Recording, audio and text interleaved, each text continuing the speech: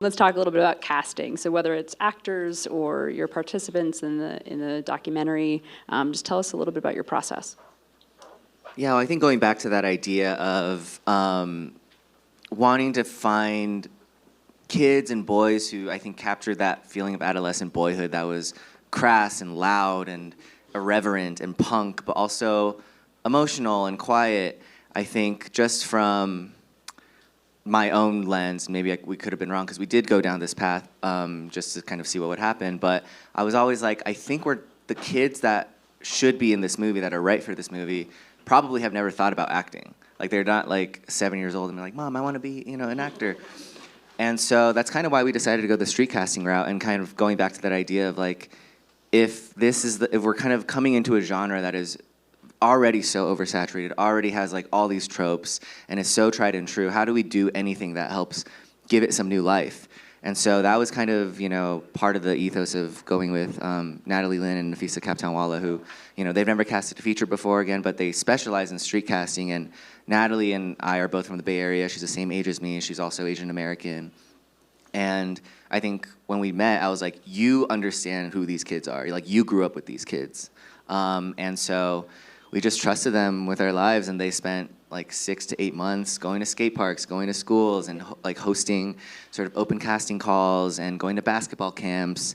And so that's how we found a lot of the kids. And then I had this idea of, because we have like it's like a family and the friendships in this movie. And I had this idea, like Joan Chen plays the mother in our movie, and Isaac is a trained actor who plays our protagonist, and Shirley, who plays our sister, is also a trained actor. That I was like, it might be these two kind of nice energies to have this like very trained, kind of more, like trained actors, and then this sort of 13-year-old irreverent, loud, in-your-face energy. And those are the two worlds that collide. And we were having trouble casting the grandmother role. We went down the sort of traditional routes, and we were like meeting with these like legendary Taiwanese actresses.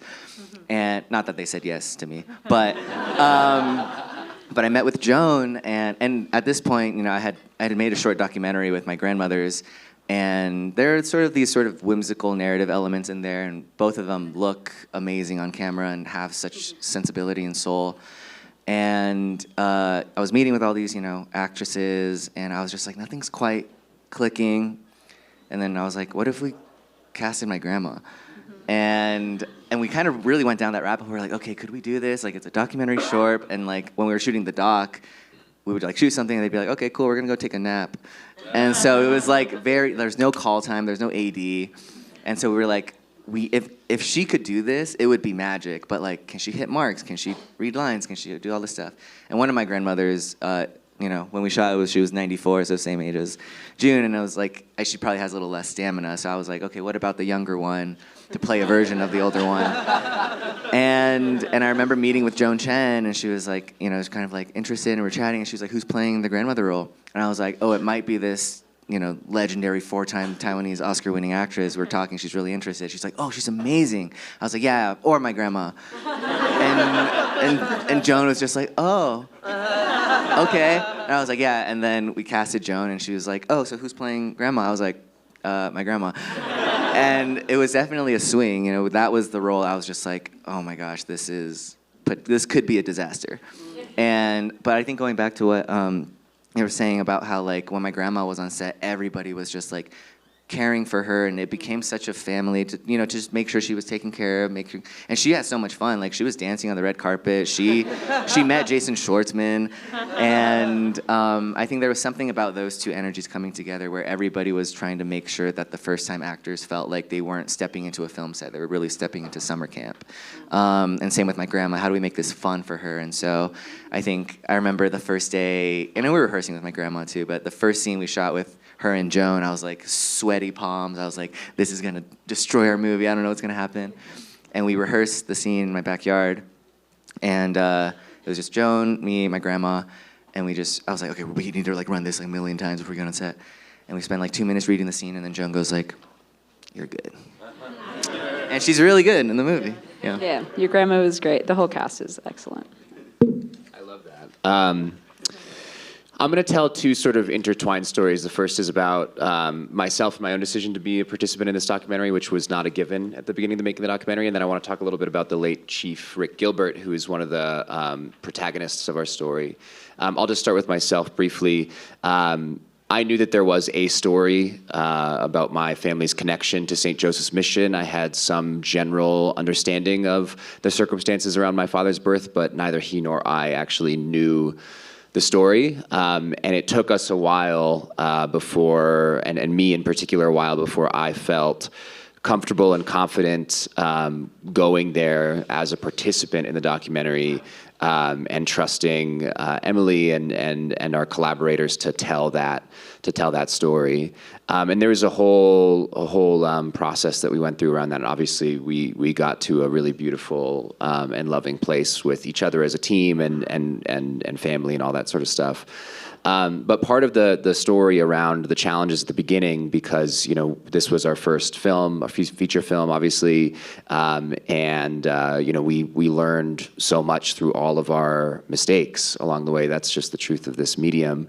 Was that very early on in our filming, there's a character in our documentary. His name is Rick Gilbert. He was a former chief of the Williams Lake First Nation, and he has this very, very painful story about his parentage.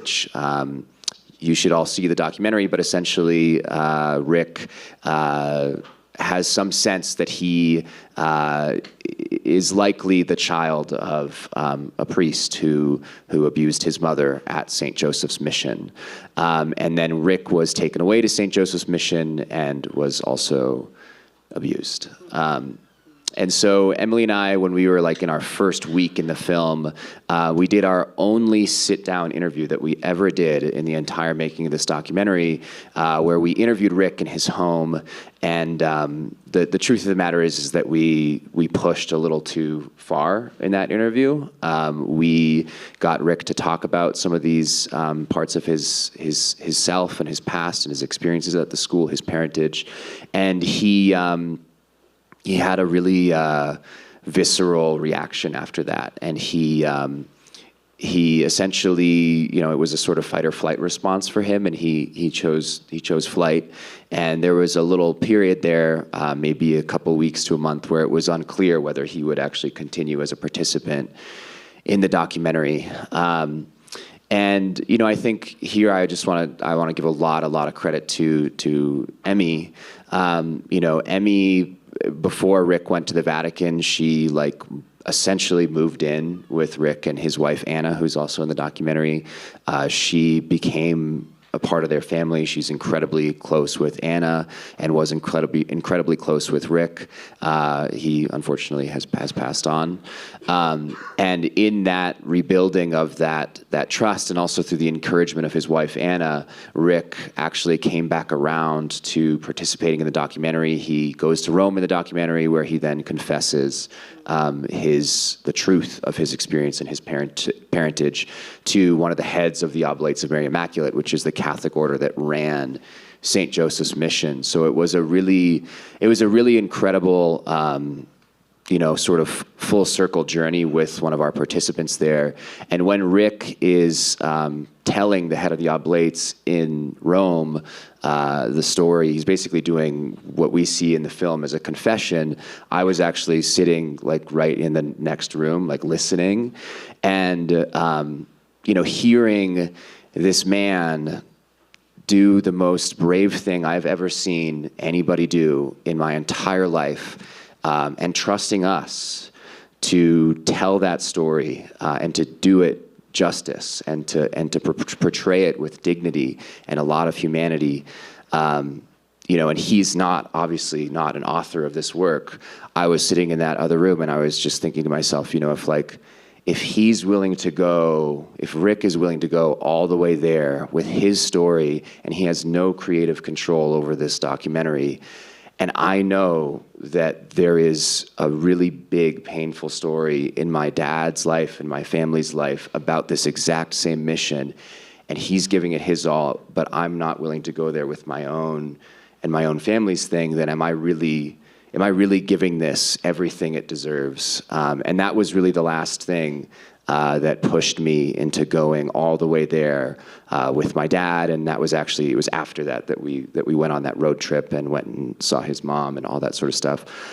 So it was a really incredible experience where, you know, through our own fears and then learnings with one of our participants, you know, we went from a place of very nearly, you know, messing it up to becoming incredibly close, Emmy especially incredibly close with the participant. And then that in turn, I think pulling me further into the story, and I think then ultimately making the film what it needed to be. Thank you. My first week in Williams Lake, I went a little bit early. I went a week early to kind of get the lay of the land, make sure everything was in place, meet with council. And in my first day, I met with the group of counselors as well as team members on the investigation. Rick was one of them. He was a counselor. Chief Willie Sellers was one of them, and Charlene Bellew. And Charlene Bellew is this incredibly fierce elder who has been doing this work for 35 years. She is a force, and you will see in the film, and hopefully you will hear from her in the weeks to come. She's incredible, and the moment I met each of them on the first day, I was like, well, there they are. It was very clear who we were going to follow from the get-go, and of course, as soon as Jules met them, he felt the same way. And so it was like a day one gut feeling, this is it. And that same night, Chief Willie decided to test me out and take me to the Fraser River, down the hardest trail, the scariest cliff that you could get down to see if I could kick it. And I'm holding my camera, and his kids, he's got these incredible kids that are like running down this trail because it's their land. They know this place. They fish on this water all the time. And it's like this thin, and it's a cliff. And I'm like, oh, okay, I better get this right because if I make it down this hill, I think they'll let me keep doing this with them. So that night was magical. They were fishing out there till 4 a.m. And I was just filming, and that was some of the footage we used to raise the entire budget of the film from that first night. And it was really special, and I just knew Willie and his kids and the kind of father he was and the kind of hope and like joy and reclaiming that was happening there was going to be essential in the story as much as the pain and the reconciling was going to be. So that was really significant. And then the other thing I want to speak to is Julian's involvement. I had no intention, even when Julian told me his story of Julian being in the film, I really wanted us to be creative partners and collaborators, and I was worried that Julian being in the film would make it really hard for him to hold both spaces. It's an unbelievably brave, courageous thing to do, and if you see the film, you'll understand why. And it was something he needed to come to on his own if he really wanted to go there. But one day, in the first 2 weeks, Charlene texted me and said, come to the barns of the mission, the old school, what's left of the school. Bring Julian and your camera. That was her instructions. We showed up, and she brought Julian up to the barns, and she showed him the writing of the children on the walls, the messages they wrote while they were hiding from the priests who were abusing them and lashing them and all of these things. She showed him the names of his family members that were on the wall, the Archie family. And she called on him in that moment. She lit sage and she sang and she called on Julian to tell this story, to listen to his elders and for her to pass the torch to him. And I'll never forget what it felt like in that room. At that moment, Chris and I were there filming it, and we felt like the whole world had opened up and like a portal had opened and time had stopped, and she was bawling and Julian was bawling, and we didn't know each other on that level. So seeing Julian open it up in that way, we knew that Julian held a tremendous power within him, and if he chose to go there eventually, it would be extraordinary. So when he eventually did, it was. Amazing, amazing.